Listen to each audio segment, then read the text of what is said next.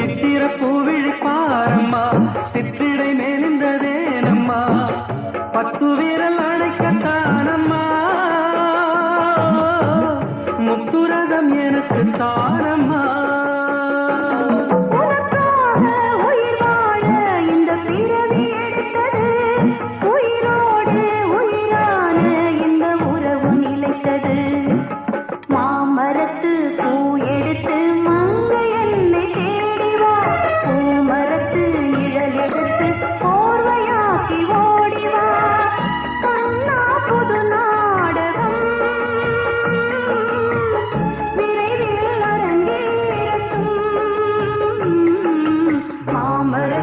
பூ எடுத்து மஞ்சம் ஒன்று போடலாம் பூமரத்து நிழல் எடுத்து போதையாக்கி மூடலாம்